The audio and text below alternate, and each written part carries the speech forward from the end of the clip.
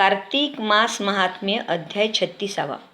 कार्तिकेय प्रश्न करीतात, हे भगवन, सर्व व्रतांमध्ये उत्तम व्रत जे कार्तिक महिन्यात करतात त्याचा विधी व त्याचे यथोचित फल काय आहे ते सांगा. मनुष्यांनी त्याचा विधी कसा करावा, आरंभ कसा करावा, समाप्ती कशी करावी, त्याची मुदत किती दिवस वगैरे सर्व व्रत विस्ताराने मला सांगावे. शंकर म्हणतात, हे भक्तश्रेष्ठा स्कंदा, तू फार चांगले विचारलेस. तू भक्तिमान आहेस. मी तुला त्या व्रताचा विधी सांगतो, ते तू श्रवण कर. ज्याप्रमाणे सर्व देवांमध्ये भगवान विष्णू श्रेष्ठ आहेत, सर्व ग्रहांमध्ये रवी श्रेष्ठ आहे, पर्वतांमध्ये जसा मेरू श्रेष्ठ, पक्षांमध्ये जसा गरुड श्रेष्ठ, तीर्थांमध्ये गंगा श्रेष्ठ, प्रजेमध्ये व्यापारी श्रेष्ठ, तसे सर्व व्रतामध्ये कार्तिक मास उपवास व्रत श्रेष्ठ आहे.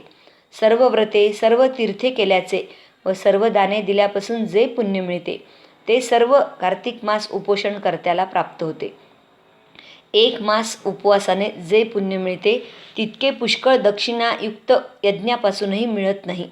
ज्याने एक मास उपोषण केले त्याने सर्व जप, होम, दाने, तपे व श्राद्धे केल्याप्रमाणे आहे. प्रथम विष्णू प्राप्तीच्या उद्देशाने संकल्प करावा, विष्णूचे पूजन करावे व गुरुची आज्ञा घेऊन कार्तिक मास उपवासाला प्रारंभ करावा. वानप्रस्थ संन्यासी यांनी गुरु व ब्राह्मण यांची आज्ञा घेऊन कार्तिक मास उपोषण करावे. आश्विन शुद्ध एकादशीला उपोषण करून हे व्रत घ्यावे. हे 30 दिवसपर्यंत करावे. सर्व कार्तिक महिना विष्णूची पूजा करून उपोषण करावे, म्हणजे तो मोक्ष फलभागी होतो. विष्णू मंदिरात जाऊन त्रिकाल भक्तीने पद्मकमळ इत्यादी कमळे, मालती व सुगंध फुलांनी, केशर, वाळा, कापूर, चंदन मिश्रित गंधाने व धूप दीप नैवेद्य यांनी पूजा करावी. पुरुष व स्त्रिया यांनी मनाने, वाचने, शरीराने इंद्रिय जिंकून भक्तिपूर्वक गरुड ध्वजाची पूजा करून त्याच्या नामांनी कीर्तन गायन करावे. विष्णूची रात्रंदिवस स्तुती करावी. सर्व प्राणीमात्रांवर दया करणारा, हिंसा न करणारा, शांत वृत्ती असा राहून निजताना किंवा आसनावर बसूनही भगवंताचे वर्णन करीत असावे. अन्नाचा स्वाद, अगर घास घेणे, स्मरण करणे, पाहणे, वर्णन करणे वगैरे सर्व वर्ज्य करावे. अंगाला मस्तकाला तेल लावणे, विडा खाणे, गंधाची उटी लावणे हे सर्व व इतर सर्व निषिद्ध व्रत करणाऱ्याने वर्ज्य करावे. व्रतस्थाने कोणा विकर्म्याला शिवू नये. व्रत मोडेल म्हणून कोणाबरोबर कोठे जाऊ नये. देवालयात राहून ग्रहस्थाने व्रत आचरण करावे. यथाविधी पुरुष, सुवासिनी, साध्वी स्त्रिया यांनी महिनाभर उपोषण करून भगवान वासुदेवाची पूजा करावी. इंद्रिये जिंकून मन स्वाधीन ठेवून 30 दिवस उपोषण करावे. नंतर द्वादशीला विष्णूची पूजा करावी. गंधमाळा, धूप, दीप, विलेपन, वस्त्र, अलंकार, वाद्य यांनी देवाला संतुष्ट करावे. चंदनयुक्त पाण्याने स्नान घालावे. चंदनाने अंगाला लेप करावा. सुवासिक पुष्पे व्हावी. ब्राह्मणांना वस्त्रे देऊन भोजन घालावे. त्यांना दक्षिणा देऊन नमस्कार करून त्यांची प्रार्थना करावी. याप्रमाणे ब्राह्मणांची पूजा करून पाठवणी करावी. ज्याप्रमाणे द्रव्य असेल त्याप्रमाणे विधीपूर्वक उपोषण करून विष्णू पूजा करून ब्राह्मण भोजन घालावे, म्हणजे तो विष्णुलोकी आनंदात राहतो. याप्रमाणे एक मास उपवास झाल्यानंतर उद्यापनाकरिता एकादशीला उपोषण करून 13 ब्राह्मण ऋत्विज करून त्यांच्यावर हवन यज्ञ सोपवावा. असा वैष्णव यज्ञ पूर्ण केल्यानंतर गुरुची आज्ञा घेऊन हरीची पूजा करावी. गुरुची पूजा करून नमस्कार करावा. शुद्ध कुळातले, चांगल्या आचरणाचे, भक्तीने विष्णुपूजन करणारे असे ब्राह्मण बोलावून नमस्कार करून त्यांना भोजन घालावे. अशा 13 ब्राह्मणांना व इतरांना भोजन घातल्यावर त्यांना विडे, 2-2 वस्त्रे, यज्ञोपवीते, दक्षिणा, योगपट्टसूत्रे देऊन त्या द्विजश्रेष्ठांना नमस्कार करावा. नंतर एक शय्या तयार करावी. तीवर अभ्रा, उषा, गिरद्या वगैरे घालून उत्तमपणे सुशोभित करावी. शक्तीप्रमाणे सुवर्णाची आत्ममूर्ती करून त्या शय्येवर ठेवून मालादिक घालून पूजन करावे. आसन, पादुका, छत्र, 2 वस्त्रे व उत्तम पुष्पे हे सर्व त्या शय्येवर ठेवावे. याप्रमाणे शय्या तयार करून ती दान करावी. त्या मंडपात असलेल्या सर्व ब्राह्मणास नमस्कार करून प्रार्थना करावी. आपल्या कृपेने विष्णूचे स्थान जो वैकुंठ, तेथे मी गमन करीन असे म्हणावे, म्हणजे तो वैकुंठाला जातो. मंत्र, कर्म, भक्ती या वाचून जे जे काही घडले असेल ते सर्व हे द्विजोत्तम हो आपल्या वचनाने संपूर्ण व्हावे अशी ब्राह्मणांची प्रार्थना करावी. हे स्कंधा, याप्रमाणे कार्तिक मास उपोषणाचा विधी सांगितला आहे. इति श्री कार्तिक मास महात्म्य षट्त्रिंशोऽध्यायः. अध्याय 37. शंकर म्हणाले, स्कंधा, प्रबोधिनीचे महात्म्य पुण्य वाढविणारे व तत्वज्ञानाला मुक्ती देणारे आहे, ते श्रवण कर. कार्तिकातील हरिप्रबोधिनी जोपर्यंत आली नाही तोपर्यंतच भागीरथी पृथ्वीवर पवित्रतेची गर्जना करील. विष्णुप्रिया हरिप्रबोधिनी एकादशी येईपर्यंतच समुद्रसहित सर्व तीर्थे पवित्रतेची गर्जना करतील. प्रबोधिनी एकादशीचे एक उपोषण केले असता 1000 अश्वमेघ यज्ञ केल्याचे पुण्य प्राप्त होते. या चराचर त्रैलोक्यात जे दुर्लभ व कठीण असेल ते सर्व इच्छिले असता प्रबोधिनी व्रत प्राप्त करून देते. प्रबोधिनीचा सहज उपवास केला तरी ऐश्वर्य, संतती, ज्ञान, राज्य, सुख, संपत्तीही प्राप्त होतात. मेरू मंदार पर्वताएवढी जरी पातके घडली असतील तरी एका प्रबोधिनीच्या उपवासाने ती सर्व नष्ट होतात. प्रबोधिनीचा उपवास समजून जो यथाविधी करील त्याला यथोक्त संपूर्ण फळ मिळते. प्रबोधिनीला जागरण केले असता पूर्वीच्या 1000 जन्मात जे पातक घडले असेल ते सर्व कापसाच्या राशीप्रमाणे सहज जळून जा. हे स्कंधा, तुला जागरणाचे लक्षण सांगतो ते ऐक. हे समजले असता विष्णूची प्राप्ती दुर्लभ नाही. जागरणात गायन, वाद्ये, नाचणे, पुराण वाचणे, धूप, दीप, नैवेद्य, गंध, फुले, अर्घ्य, फल अर्पण करणे इत्यादी विधीपूर्वक, श्रद्धापूर्वक दान, इंद्रिय निग्रह, सत्यभाषण, आनंदयुक्त असणे इत्यादी क्रिया या जागरण काळात कराव्या. आश्चर्य व उत्साहयुक्त मन असून आलस्यरहित राहून प्रदक्षिणा व नमस्कार करणे इत्यादी कर्मे करावीत. हरीला प्रहराला उत्साहित अंतःकरणाने ओवाळून आरती करावी. अशा सर्व उपचारांनी एकाग्रयुक्त मनाने जागरण करावे, म्हणजे त्याला पृथ्वीवर पुन्हा जन्म प्राप्त होणार नाही. शक्तीप्रमाणे द्रव्य खर्च करून भक्तीने हरिजागर करतो तो परमात्म्याचे सायुज्य मुक्तीला जातो. जो कार्तिक महिन्यात पुरुष सुक्ताने नित्य हरीची पूजा करतो त्याने 1000 कोटी वर्षे विष्णूची पूजा केल्याप्रमाणे आहे.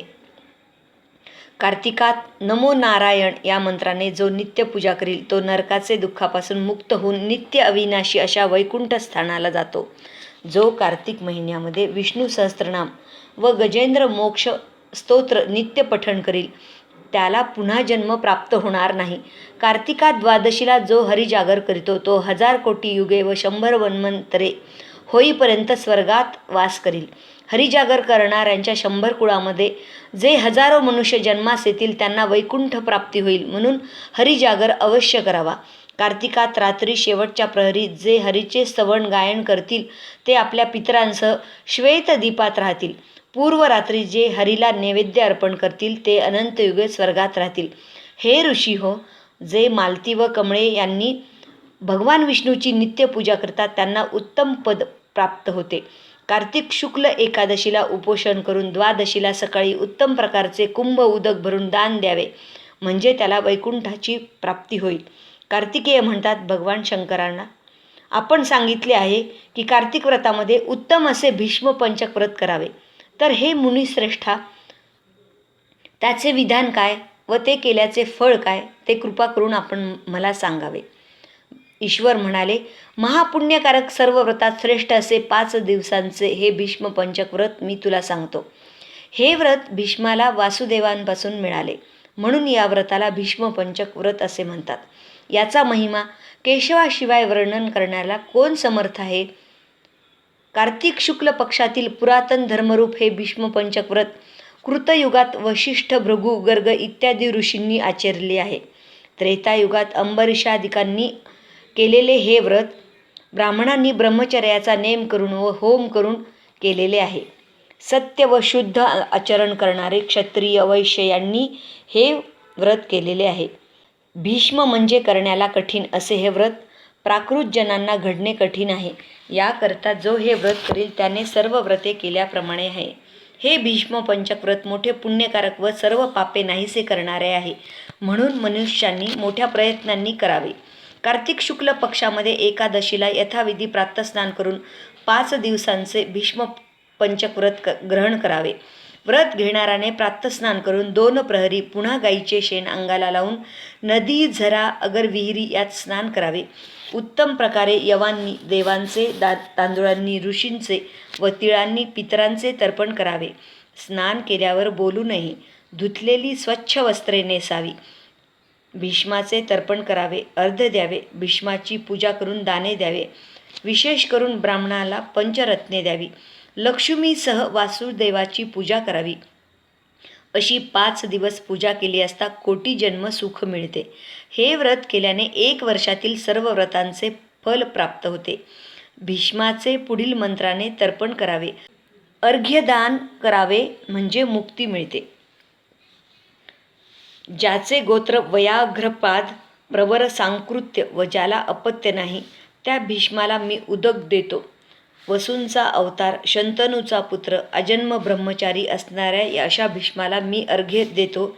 अशा विधीने जो भीष्म पंचक व्रत समाप्त करील त्याला अश्वमेघ यज्ञाचे पुण्य मिळते. याप्रमाणे 5 दिवस व्रत करावे. या महिन्यात नियमा वाचून राहू नये. उत्तरायण नसतानाही हरींनी भीष्माला जे 5 दिवस दिले ते हे 5 शुभ दिवस आहेत.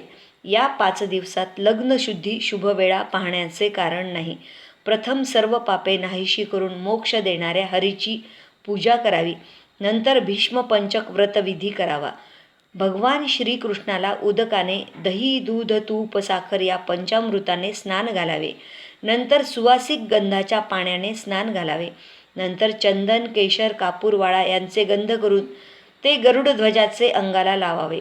नंतर भक्तीने सुंदर सुवासिक पुष्पे वाहून गुग्गुळ तूप मिश्रित सुगंधी धूप दाखवावा. 5 दिवस सारखा नंदादीप ठेवावा. खीर व पक्वान्नाचा नैवेद्य अर्पण करावा. याप्रमाणे भगवान विष्णूचे पूजन करून नामस्मरण करीत नमस्कार करावा. ओम नमो भगवते वासुदेवाय असा 108 वेळा जप करावा. धृत, तीळ, तांदूळ, यव यांनी 6 अक्षरांच्या कृष्ण मंत्राने होम करावा. संध्याकाळची संध्या करून गरुडध्वज भगवंताला नमस्कार करावा. पुन्हा मंत्र म्हणून भूमीवर निजावे. याप्रमाणे 5 दिवस करावे. या व्रतात ज्या योगाने व्रत पूर्ण होते असेच हे विशेष आहे ते ऐक. व्रत करणाऱ्याने पहिल्या दिवशी कमळांनी देवाचे पायांची पूजा करावी. दुसऱ्या दिवशी बेलाच्या पानांनी गुडघ्यांची पूजा करावी. नंतर पुढे मालतीच्या फुलांनी देवाच्या मस्तकावर पूजा करावी. याप्रमाणे कार्तिकात मोठ्या भक्तीने हरीकडे अंतःकरण ठेवून त्यांची पूजा करावी. एकादशीला पूजा करून गाईचे शेण म्हणजे गोमय प्राशन करून उपवास करावा. द्वादशीला गोमूत्र मंत्रयुक्त प्राशन करावे. त्रयोदशीला दूध प्यावे व चतुर्दशीला दही प्यावे. देहशुद्धीकरता याप्रमाणे प्राशन करून 4 दिवस उपवास करावा. 5व्या दिवशी स्नान करून यथाविधी देवांची पूजा करावी. ब्राह्मणाला भोजन घालून दक्षिणा द्यावी. पापबुद्धी टाकून बुद्धिमंतांनी ब्रह्मचर्याने राहावे. मद्य, मांस, पापकारी मैथून वर्ज्य करावे. भाजीपाल्यांचा आहार करून कृष्णपूजेत तत्पर असावे. पंचगव्य घेऊन संध्याकाळी भोजन करावे. याप्रमाणे व्रताची समाप्ती करणाऱ्याला संपूर्ण फळ मिळते. बायकांनीही नवऱ्याच्या आज्ञेने हे धर्म वाढविणारे व्रत करावे म्हणजे धर्मवृद्धी होते. हे स्कंधा, कार्तिकात नित्य स्नान, दान, उपवास केल्याने सर्व कर्म समृद्धी, पुण्य व अर्थ प्राप्त होतात. विष्णू भक्तांनी वैश्वदेव करावा म्हणजे आरोग्य व पुत्रप्राप्ती होऊन महापातक नाहीसे होते. कार्तिक व्रताची समाप्ती प्रयत्नाने तीर्थाचे ठिकाणी करावी. सर्व संवत्सर व्रतांची समाप्ती कार्तिकात करावी. 1 सोन्याची पापांची प्रतिमा भयंकर मुखाची अशी करावी.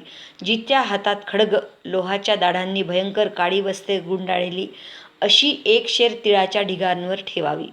तांबड्या फुलांचा तुरा व सोन्याची झगझगीत कुंडले घालून तिची भक्तीने यमधर्माच्या नावाने पूजा करावी.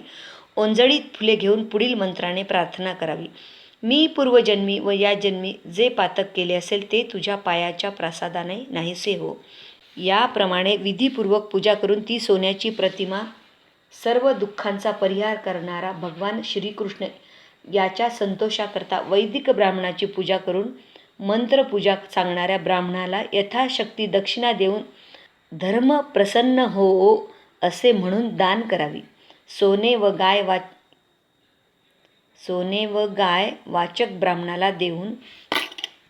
सोने व गाय ब्राह्मणाला देऊन भगवान श्रीकृष्णाला अर्पण असे म्हणावे. त्याप्रमाणे सर्व कृत्ये झाल्यावर विरक्त जितेंद्रिय होऊन स्वस्थ असावे. इतरांनाही शक्तीप्रमाणे दाने करावीत. या योगाने शांतचित्त व निरोगी होऊन मनुष्य उत्तम पदाला जातो.